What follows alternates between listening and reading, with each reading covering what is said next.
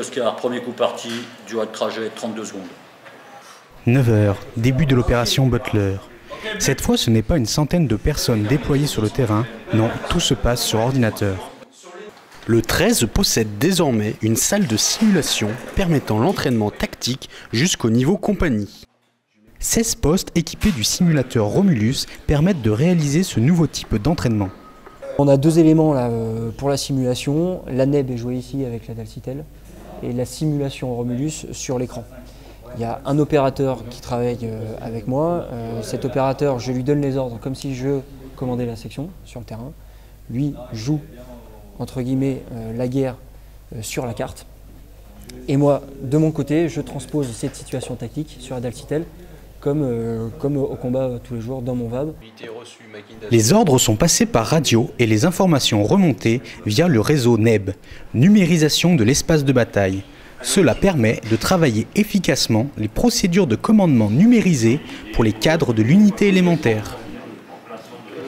C'est-à-dire que ce matin, le travail que je fais avec mes chefs de section et la réflexion tactique que nous avons, on va dire qu'on l'a fait à Chambéry dans une salle où tout est préparé et tout est aseptisé pour travailler, où on peut se concentrer uniquement sur la partie combat.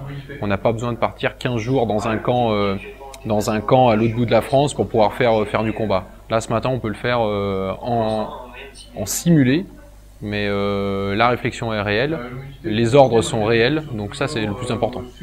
Cette réalité est accentuée par le fait que les fonds de cartes sont authentiques et que l'ennemi est piloté par un opérateur, ce qui rend plus plausible ces modes d'action. L'espace d'instruction collective NEB Simulation offre la possibilité de s'affranchir de toutes les contraintes matérielles liées à la PEGP.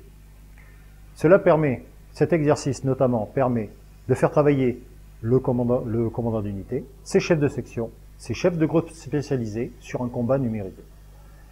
Cela va permettre au capitaine de travailler son dialogue de commandement, d'améliorer et d'adapter ses procédures de combat numérisées. La simulation n'enlèvera pas l'expérience du terrain, mais elle permet aux cadres de pouvoir s'entraîner plus souvent et à moindre coût au raisonnement tactique proche de ce qu'ils retrouveront dans les camps de manœuvre ou en opération extérieure.